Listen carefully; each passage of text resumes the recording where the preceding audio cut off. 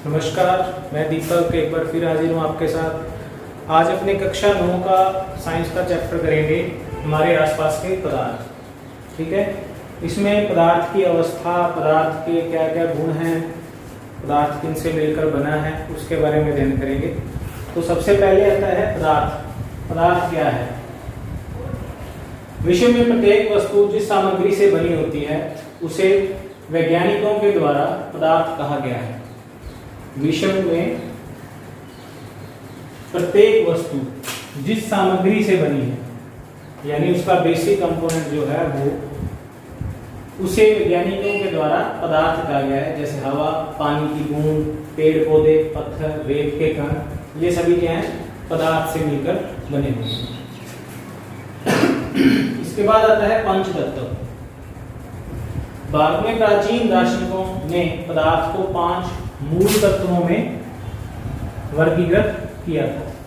5 मूल तत्वों में वर्गीकृत किया, जिसे क्या कहते हैं? पंचतत्व। क्या कहते हैं? पंचतत्व। ये कौन कौन से हैं? वायु, पृथ्वी, अग्नि, जल एवं आकाश। वायु, पृथ्वी, अग्नि, जल एवं आकाश, ये सभी क्या हैं? पंचतत्व है।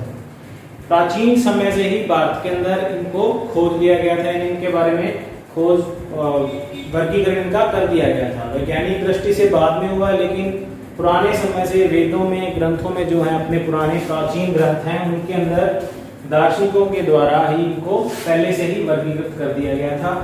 उसके बाद आता है पदार्थ का वर्गीकरण। पदार्थ को 2 तरह से बांटा गया है। पहला है भौतिक प्रकृति और दूसरा है उसकी रासायनिक प्रकृति।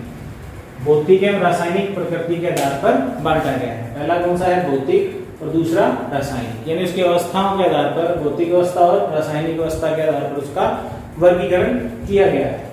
तो सबसे पहले आते हैं पदार्थ का भौतिक स्वरूप। पदार्थ जो है वो कणों से मिलकर बना है। कई जगह स्टार्टिंग में ऐसा नहीं था, कई वैज्ञानिकों ने अलग दृष्टिकोण से बताया कि ये जो है लकड़ी नुमा परतों के रूप में बना हुआ है, या अन्य कई प्रकार के उन्होंने सुझाव दिए, लेकिन अंत में ये आया कि पदार्थ जो है वो कणों से मिलकर बना है। भारत के अंदर ये परिभाषा यानी पदार्थ की अवस्थाओं के बारे में पूर्व में ही ज्ञान था, प्राचीन समय से।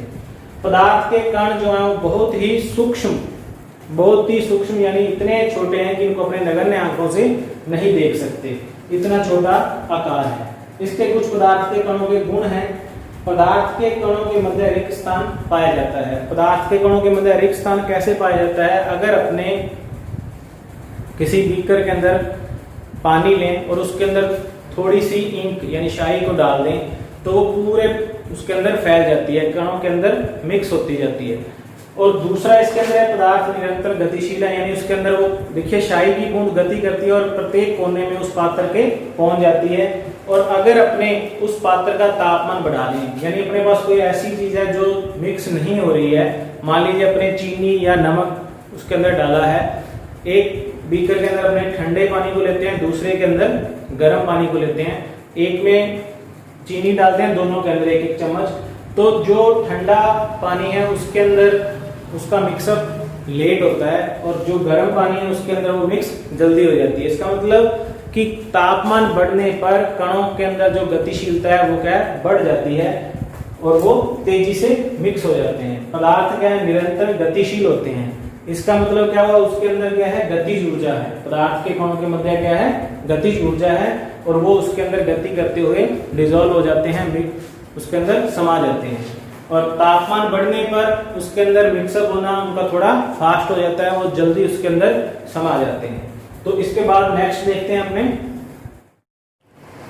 नेक्स्ट जो है वो है मिश्रण।